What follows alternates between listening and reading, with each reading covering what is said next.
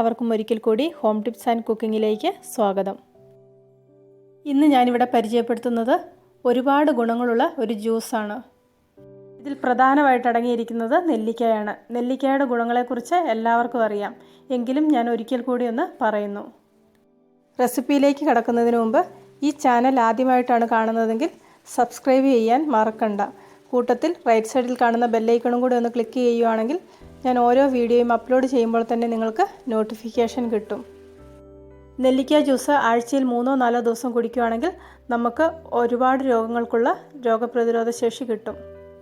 ഇപ്പോൾ ഒരുപാട് ആൾക്കാർക്ക് ജീവിതശൈലി രോഗങ്ങളുണ്ട്. അതിനൊക്കെ ഒരു പരിഹാരമാണ് ഈ ജ്യൂസ്. 3 നെല്ലിക്കയുടെ ജ്യൂസ് ഒന്നിടവിട്ട ദിവസങ്ങളിൽ രാവിലെ വെറും വയറ്റിൽ വേണം കുടിക്കാൻ. ഇതിലേക്ക് 1 ടീസ്പൂൺ മഞ്ഞൾപ്പൊടി കൂടെ ചേർത്തിട്ടുണ്ടെങ്കിൽ കൂടുതൽ നല്ലതാണ്. നെല്ലിക്ക ജ്യൂസ് 2 ആഴ്ച കുടിക്കുമ്പോൾ തന്നെ നമുക്ക് ഫലം കിട്ടിത്തുടങ്ങും.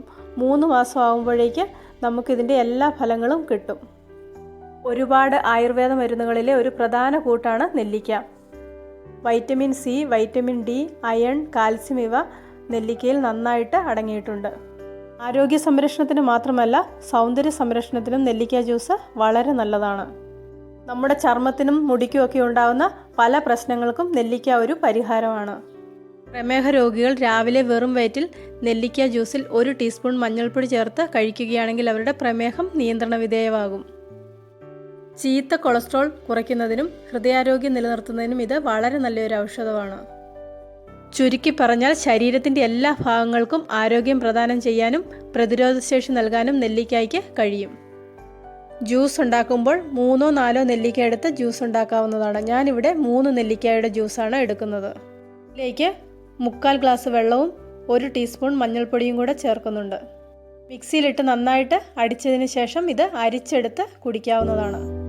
ഇന്നത്തെ ഈ ആരോഗ്യത്തിനുള്ള ടിപ്പ് എല്ലാവർക്കും ഇഷ്ടപ്പെട്ടെന്ന് വിശ്വസിക്കുന്നു. ഇഷ്ടപ്പെട്ടെങ്കിൽ നിങ്ങൾ ലൈക്ക് ചെയ്യണം, അഭിപ്രായങ്ങൾ അറിയിക്കണം. കൂട്ടത്തിൽ ചാനൽ സബ്സ്ക്രൈബ് ചെയ്യാത്തവർ ആരെങ്കിലും ഉണ്ടെങ്കിൽ സബ്സ്ക്രൈബ് ചെയ്യാനും മറക്കണ്ട. സബ്സ്ക്രൈബ് ബട്ടൺ ക്ലിക്ക് ചെയ്യുമ്പോൾ റൈറ്റ് സൈഡിലായിട്ട് വരുന്ന ബെല്ലൈക്കണും കൂടി ഒന്ന് ക്ലിക്ക് ചെയ്തെങ്കിൽ മാത്രമേ ഞാൻ ഓരോ വീഡിയോ അപ്ലോഡ് ചെയ്യുമ്പോൾ നിങ്ങൾക്ക് അത് മനസ്സിലാക്കാൻ പറ്റുകയുള്ളൂ. അതുകൊണ്ട് അതും കൂടി ഒന്ന് ക്ലിക്ക് ചെയ്യണം.